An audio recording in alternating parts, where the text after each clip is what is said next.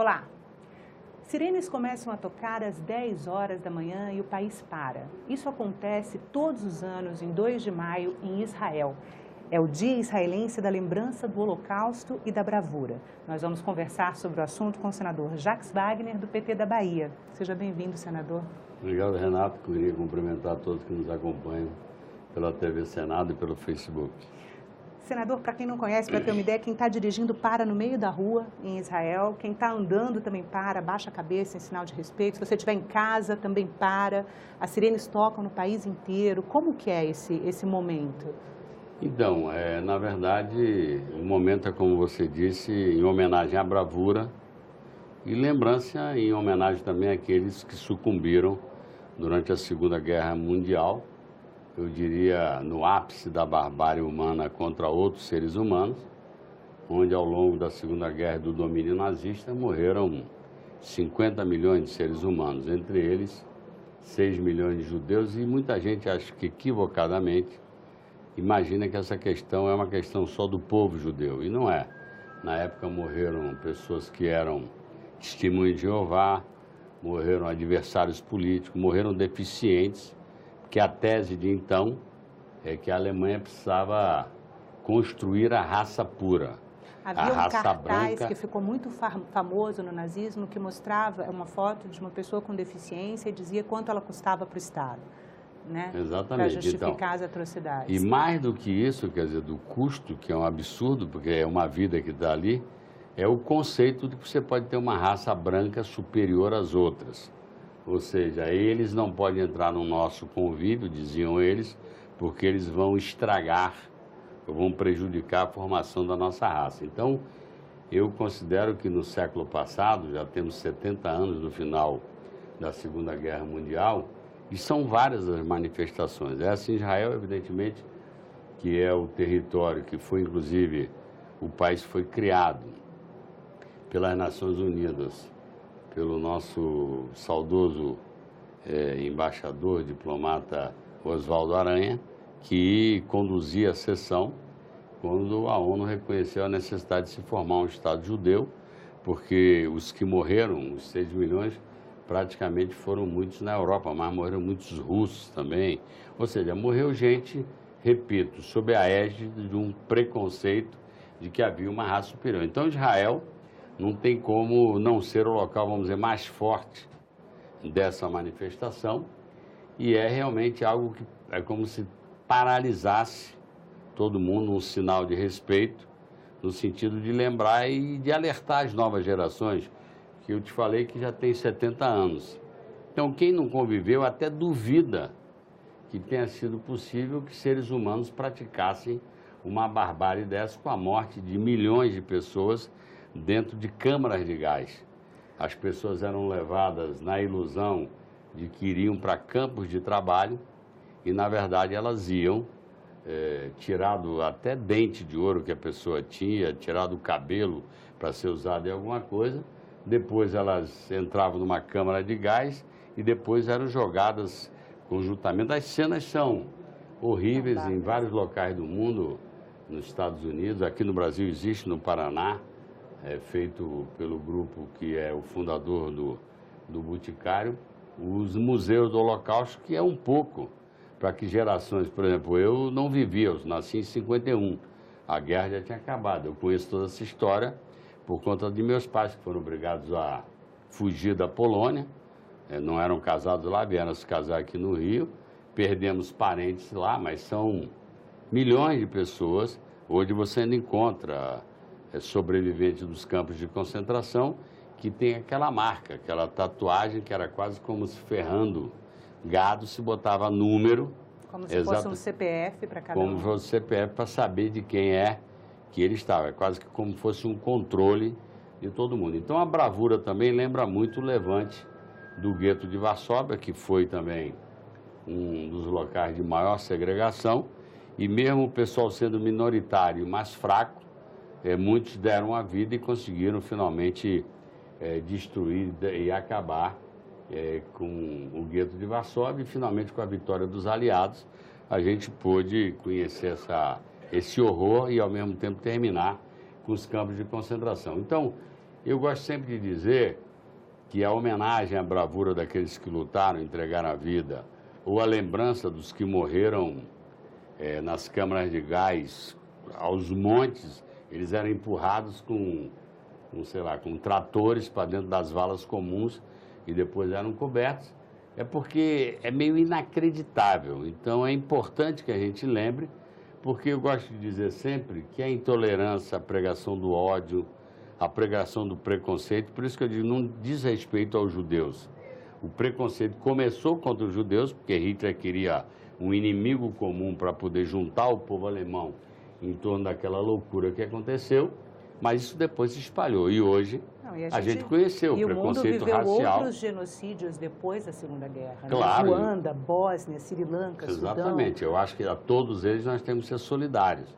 Isso mostra que com todo aquele terror, sempre aparece alguém querendo pregar o ódio, querendo pregar alguma raça superior, ou dizendo que qualquer outra agremiação de igreja, do que for, ou de partido político, é alguém que merece ser estigmatizado.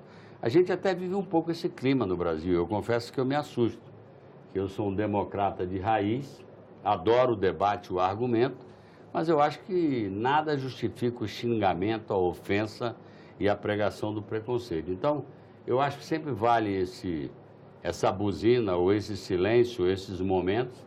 Eu tive, quando eu era ministro da Defesa, nas comemorações da vitória dos aliados na Itália, onde a FEB esteve extremamente presente, e eu fiquei assim orgulhoso. Eu era ministro da Defesa, você chega no norte da Itália, a lembrança dos brasileiros é a lembrança de heróis. Os brasileiros soldados, o nosso jeito brasileiro, quer dizer, compartilhava a comida que traziam no Imbornal com os famintos do norte da Itália, fruto daquele massacre. E ele realmente, quando você chega lá nas comemorações, é sempre hasteada a bandeira brasileira, as lembranças de nomes de brasileiros são impressionantes. E eu acho que essa é um pouco a marca da formação do povo brasileiro, já que a gente é miscigenado, europeus, índios, negros, que tudo começou na Bahia. Eu digo sempre que a Bahia é a terra-mãe do Brasil. Eu nasci no Rio, mas acabei indo para a Bahia, residi desde 1974. Mas eu quero dizer, Renata, que nunca é demais lembrar, porque eu digo assim, tem sempre uma briga entre o bem e o mal dentro de cada um de nós. E a gente precisa cuidar todo dia, regar a semente do bem para que o mal não vença. Então eu acho que é importante, eu aqui no Senado procuro ter uma conduta nesse caminho, até porque eu acho que a democracia é a convivência dos diferentes. Então vamos conviver, vamos debater, mas não vamos se ofender, nem estimular o preconceito e o ódio. Senador, sem querer ser pessimista, mas sendo um pouco, no final do ano passado, a rede TV CNN fez uma pesquisa em 7 países europeus e concluiu que 1/3 dos europeus desconhecem ou mal ouviram falar do Holocausto. Entre os 7 países pesquisados estava também a Alemanha.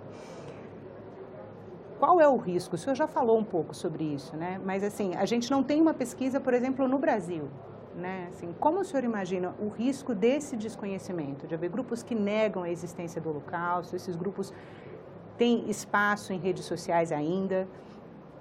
Não, tem muita pregação do ódio e ainda tem muito antissemitismo. O chamado cresceu na França, cresceu na Alemanha, cresceu nos Estados Unidos. Porque a Europa está vivendo um momento de uma xenofobia. Os movimentos são muito movimentos contra imigrantes, contra quem vem roubar meu emprego, então tem sido estimulado isso. Então, por exemplo, agora nós vamos ter a eleição do Parlamento Europeu e as avaliações todas que eu ouvi, tive recentemente em Portugal, é de que realmente vai haver um crescimento da extrema-direita, não estou falando nem da direita, a extrema-direita conservadora e pregadora de preconceitos. Então, há isso contra, por exemplo, a religião islâmica, quer dizer, houve o ataque às torres no 11 de setembro, mas você não pode generalizar a acusação. E eu sinto que muita gente tem preconceito. São várias, como é o preconceito contra homossexuais. Eu acho que a nossa obrigação é respeitar os hábitos de cada um.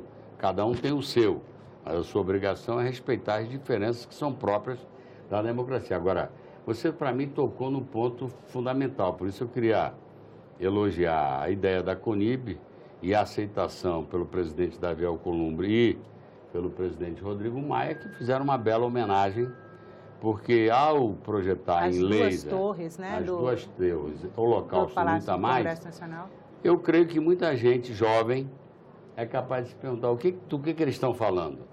E talvez a busca por informação acabe mostrando essas pessoas que não têm tanto tempo, tá? São 70 anos apenas, nós vivemos essa barbárie.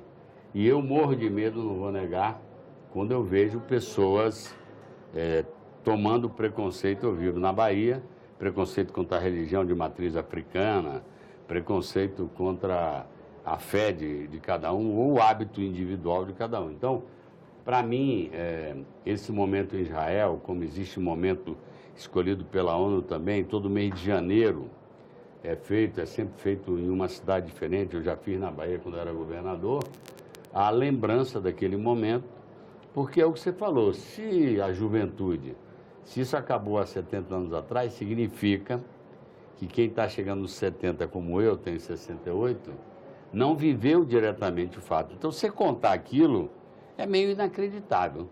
Então, é preciso que a gente mostre documentos, que tem muitos filmes sobre isso, tem muitos livros escritos, para que as pessoas não deixem. Porque essa semente é perigosa. Você planta uma semente do ódio, você não sabe que tamanho a árvore que vai brotar dali. Então, eu sou sempre respeitador das nossas diferenças, e eu acho que a frase Holocausto nunca mais, ela é fundamental para que efetivamente não se permita que uma barbárie como aquela contra seres humanos volte a acontecer. Senador, muito obrigada pela entrevista. A gente conversou com o senador Jacques Wagner, do PT da Bahia, sobre o Dia Israelense da Lembrança do Holocausto e da Bravura. E se você quiser rever essa entrevista, assistir a outros programas da TV Senado, vai no nosso site, senado.leg.br/tv, ou ao canal da TV Senado no YouTube. Se você quiser mandar uma crítica ou sugestão, liga pra gente. O telefone é 0800 61 22 11 e a ligação é gratuita. Obrigada pela atenção e até a próxima.